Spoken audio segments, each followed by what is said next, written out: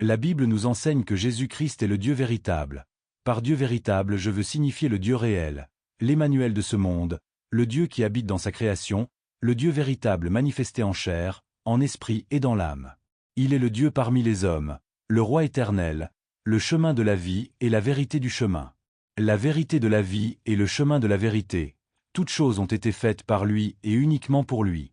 Il est l'héritier du trône invisible du Père, la manifestation du Père dans le Fils, l'image du Père invisible que aucun homme n'a vu si ce n'est lui-même Jésus-Christ. En lui ont été créées toutes les choses qui sont dans les cieux et sur la terre, les visibles et les invisibles, trône, dignité, domination, autorité, anges, archanges, chérubins, séraphins, hommes, femmes, enfants, humains, animaux, bestioles de la terre, des cieux, des astres, la cosmologie, la mer, les océans, les poissons, les oiseaux et toutes choses qui existent. Il est l'image de la divinité, sa personnification et son incarnation. Il est la représentation de Dieu sur la terre dans un seul homme et individu. Il est à la fois Père, Fils et Saint-Esprit, le Dieu unique dont on ne peut pas se passer. Tout a été créé par lui et pour lui dans le seul objectif qu'il se baigne éternellement dans sa création. Il est le Dieu qui se montre, le clairvoyant, couronné par tous et reconnu par tous. Il est avant toute chose et toute chose subsiste en lui par la permission de personne, mais simplement par la nécessité de l'existence. La vie en ce sens est la preuve que Jésus-Christ existe, et que la vie découle de lui. Il est la vie en soi, il est le vivant par excellence, et la vie est en lui comme le témoignent ses fidèles serviteurs et ses apôtres. Tout ce qui n'existe pas est d'Allah, comme le mensonge qu'il est. Musulmans. Vous ne verrez jamais Allah car Allah est comme un fantôme, et par surcroît les mensonges sont des fables historiques.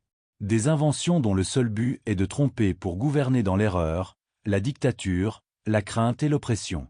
Jésus est la tête du corps de l'Église, il est le commencement, le premier-né d'entre les morts, afin d'être en tout le premier. Car le Père dont il parle a voulu que toute la plénitude de Dieu habite le Fils. Le Père est ce Dieu invisible, or l'invisible c'est ce qui n'existe pas aux yeux de l'œil. C'est pourquoi il nous a envoyé son Fils, qui est son esprit et qui est son image incarnée dans sa voûte céleste.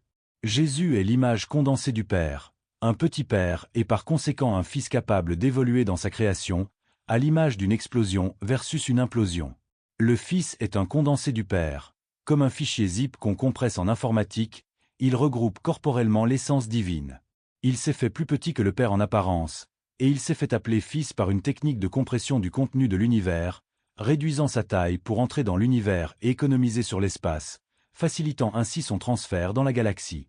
Yahweh a voulu par Jésus-Christ réconcilier tout avec lui-même, tant ce qui est sur la terre que ce qui est dans les cieux, en faisant la paix par lui, par le sang de sa croix et de son sacrifice. 1 Jean 5. Quiconque croit que Jésus est le Christ, est né de Dieu, et quiconque aime celui qui l'a engendré aime aussi celui qui est né de lui. Nous connaissons que nous aimons les enfants de Dieu, lorsque nous aimons Dieu, et que nous pratiquons ses commandements. Car l'amour de Dieu consiste à garder ses commandements. Et ses commandements ne sont pas pénibles, parce que tout ce qui est né de Dieu triomphe du monde. Et la victoire qui triomphe du monde, c'est notre foi. Qui est celui qui a triomphé du monde, sinon celui qui croit que Jésus est le Fils de Dieu? C'est lui, Jésus-Christ, qui est venu avec de l'eau et du sang. Non avec l'eau seulement, mais avec l'eau et avec le sang. Et c'est l'Esprit qui rend témoignage, parce que l'Esprit est la vérité. Car il y en a trois qui rendent témoignage, l'Esprit, l'eau et le sang, et les trois sont d'accord.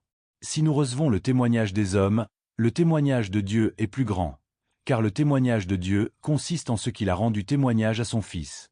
Celui qui croit au Fils de Dieu a ce témoignage en lui-même. Celui qui ne croit pas Dieu le fait menteur, puisqu'il ne croit pas au témoignage que Dieu a rendu à son Fils. Et voici ce témoignage, c'est que Dieu nous a donné la vie éternelle, et que cette vie est dans son Fils.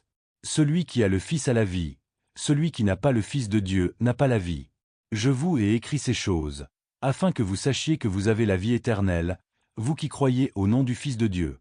Nous avons auprès de lui cette assurance, que si nous demandons quelque chose selon sa volonté, il nous écoute. Et si nous savons qu'il nous écoute, quelque chose que nous demandions, nous savons que nous possédons la chose que nous lui avons demandée. Si quelqu'un voit son frère commettre un péché qui ne mène point à la mort, qu'il prie, et Dieu donnera la vie à ce frère, il la donnera à ceux qui commettent un péché qui ne mène point à la mort. Il y a un péché qui mène à la mort. Ce n'est pas pour ce péché-là que je dis de prier. Toute iniquité est un péché, et il y a tel péché qui ne mène pas à la mort. Nous savons que quiconque est né de Dieu ne pêche point, mais celui qui est né de Dieu se garde lui-même, et le malin ne le touche pas. Nous savons que nous sommes de Dieu, et que le monde entier est sous la puissance du malin. Nous savons aussi que le Fils de Dieu est venu, et qu'il nous a donné l'intelligence pour connaître le véritable, et nous sommes dans le véritable, en son Fils Jésus-Christ. C'est lui qui est le Dieu véritable, et la vie éternelle. Petits enfants, gardez-vous des idoles. Jésus est le véritable Dieu, le réel Dieu qui existe de vos vivants. Tournez-vous donc à lui comme lui s'est tourné vers vous en entrant dans sa création, et en se rapprochant de ses créatures. Exode 14:14. L'Éternel combattra pour vous, et vous, gardez le silence. En Jésus, Christ habite corporellement toute la plénitude de la divinité, du Père au Fils jusqu'au Saint-Esprit. Celui qui n'aime pas Jésus n'a jamais aimé.